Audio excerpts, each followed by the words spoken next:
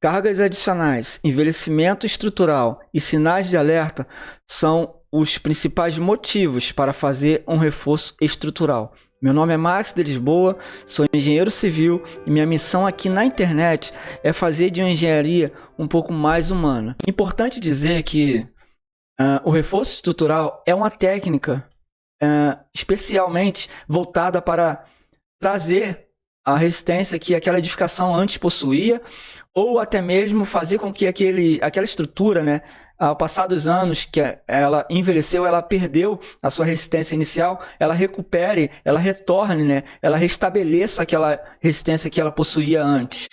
Ou até mesmo para que aquela estrutura que antes possuía uma determinada resistência passa a ter uma capacidade portante maior, talvez para adicionar um carregamento na parte superior da edificação, talvez um segundo pavimento, um carregamento de uma piscina ou algo nesse sentido. Ficou complicado? Calma, tá? Eu vou explicar um pouco mais sobre isso. Primeiro, sinais de alerta, patologias, fissuras que vai aparecendo na edificação, rachadura, trincas, isso são sinais de alerta. Cargas adicionais.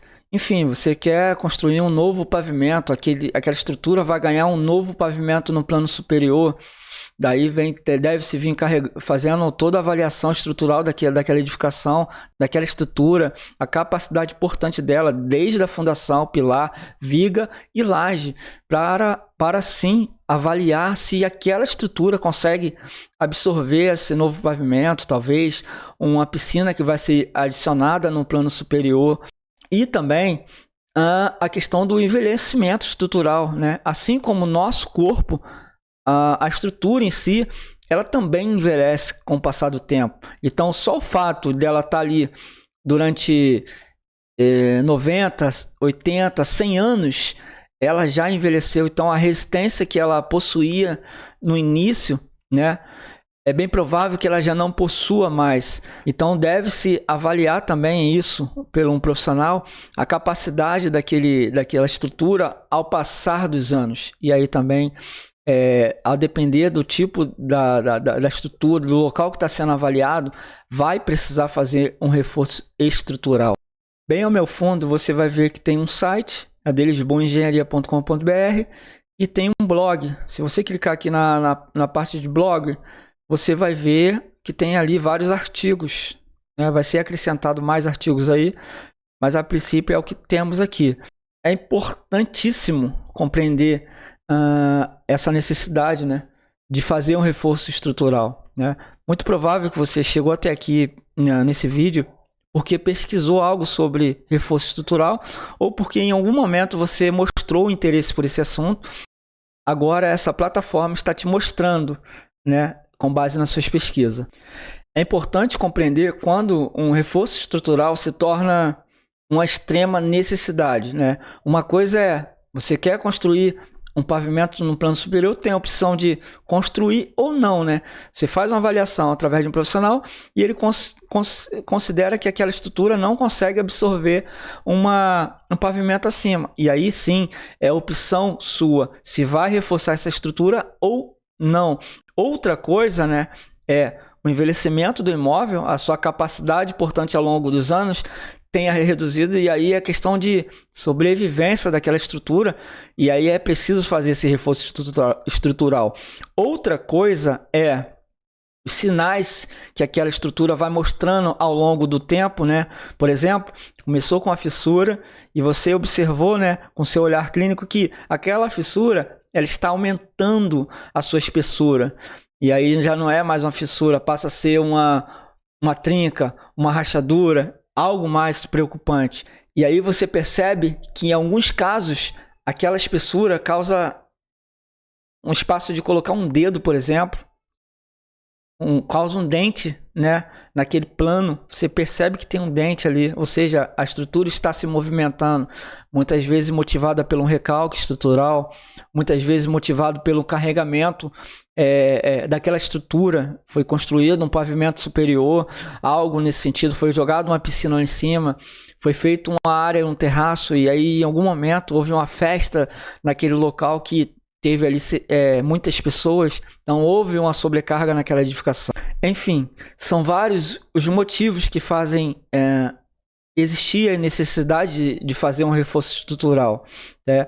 Desde o envelhecimento de um móvel, quanto uma viga, por exemplo, você precisa passar um tubo, não consegue passar esse tubo por baixo da viga, né, por conta do forro, e aí você faz um furo naquela viga. Claro, existe uma necessidade de fazer uma avaliação estrutural ali, se aquela viga consegue absorver esse furo, por exemplo, tá? E aí, claro, às vezes vai conseguir fazer esse furo sem ter que fazer um reforço, mas em alguns casos vai ser necessário fazer um reforço ali naquele ponto onde houve o furo.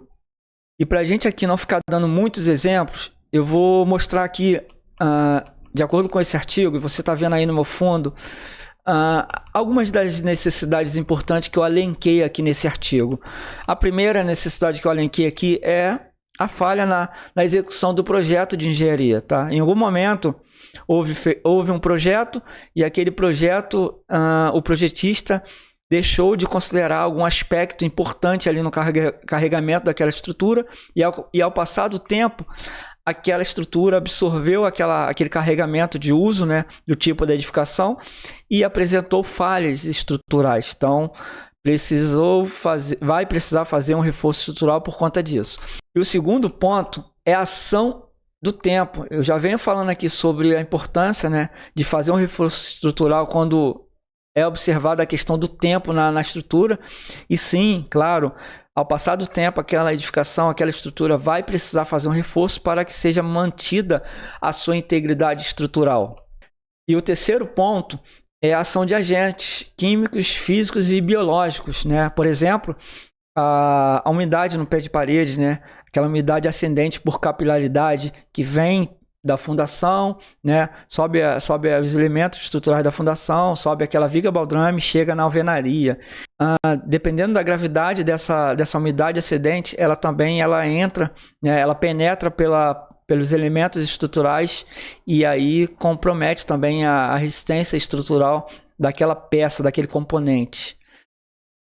Outro ponto, né, é o quarto, é a questão do conhecimento geotécnico, né? Quando, por exemplo, vai construir uma estrutura, e aí eu não estou falando só sobre edificação, estou falando sobre o contexto geral em específico, né?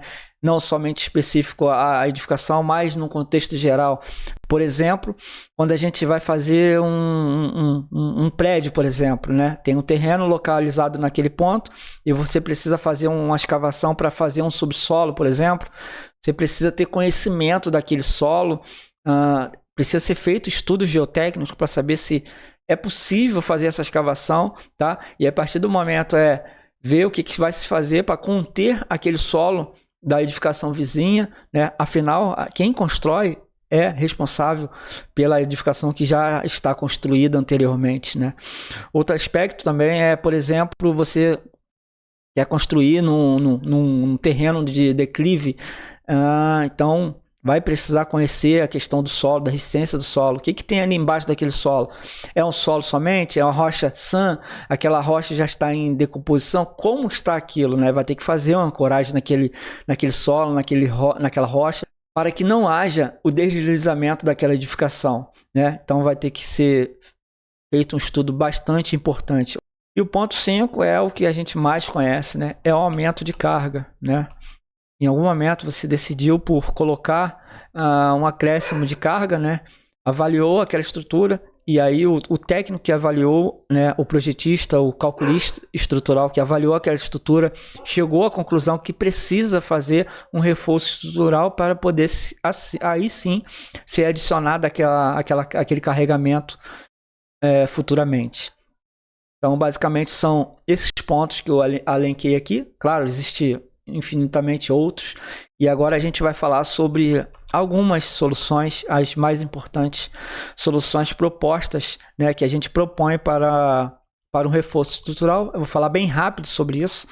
Em outro vídeo, né, deixa um comentário aqui embaixo, que se você quiser, eu vou fazer outro vídeo alencando item a item dessas técnicas, né, que se pode fazer para poder fazer esse reforço estrutural. Mas o primeiro que eu coloquei aqui É basicamente um aumento de seção, né, daquela peça estrutural, seja a fundação, seja pilar, seja a viga, né? Ela possui uma capacidade portante atual e eu quero aumentar a sua capacidade portante. E aí eu vou fazer uma espécie de encamisamento, por exemplo, né, com a adição de armaduras para que a partir dali eu tenha a resistência que eu preciso. Outra questão que a gente pode adotar também no reforço estrutural é os mecanismos de reforço metálico, né?